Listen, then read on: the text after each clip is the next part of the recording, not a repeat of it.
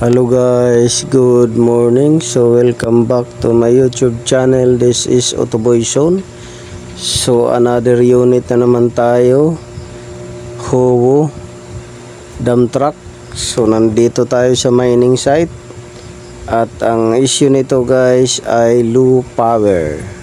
So ngayon guys, tuturo ko sa inyo kung anong papalitan natin para ma-fix yung low power nya. So ang issue nito guys ay nasa accelerator pedal sensor. So sa sobrang tagal na to, original pa nya, may 5 years na yung sensor na to. Katagalan ay maglo-lose contact na yan at mamamalya at low power.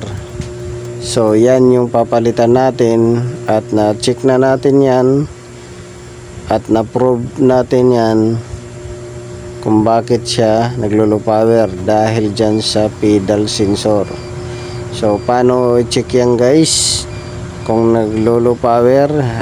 Minsan guys, galaw-galawin lang ninyo yung harness at pag nanginig yan at namalya, lost contact or lost connection. So hindi na natin mare-repair yan dahil minsan pagka maluwag na, pwede mong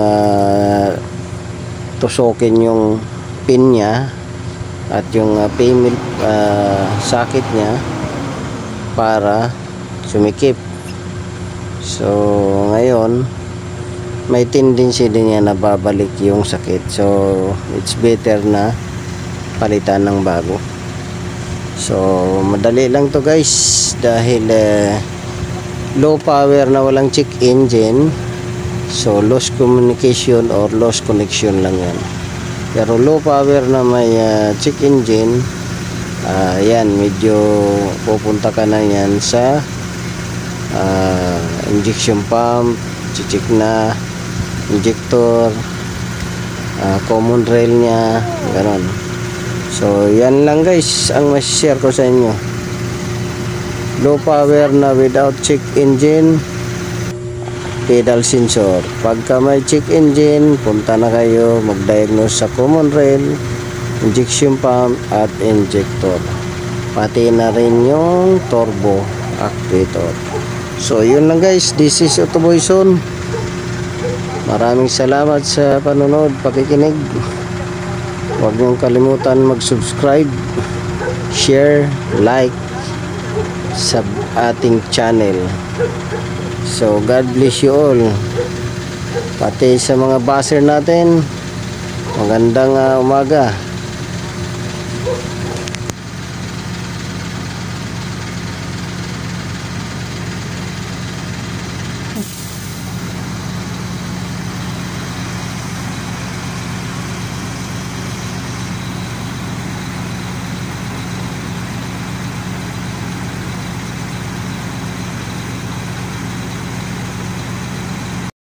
So dyan guys, makikita ninyo kung papalo na siya ng 22 hanggang 25 kung may low power pa rin. So napalitan na natin yan.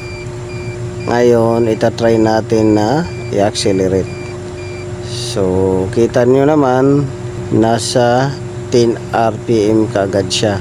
So itong pinalit natin ay kailangan pang i-reset to para mag-normalize yung idle nya. Pero sa low power wala issue guys, dahil pinalitan na natin ng bago. Ngayon i-reset na lang natin sa computer.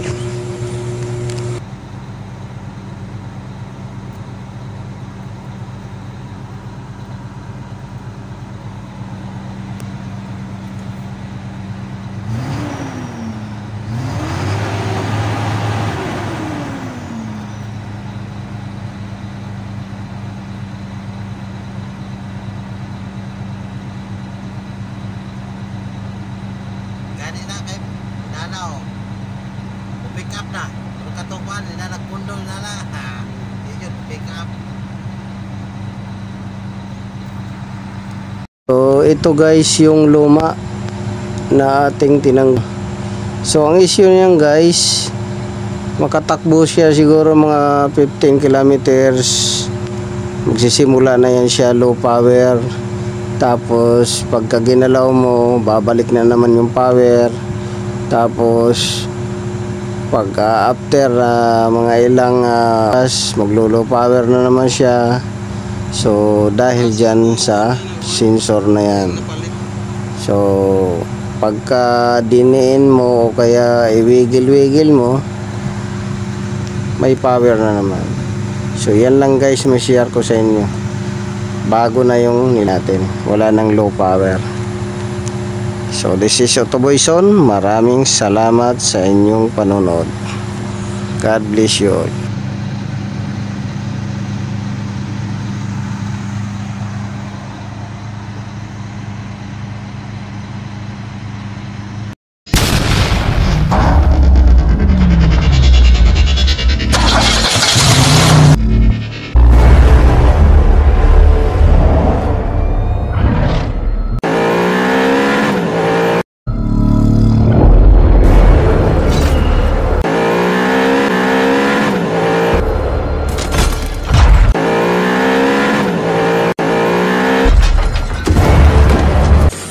Make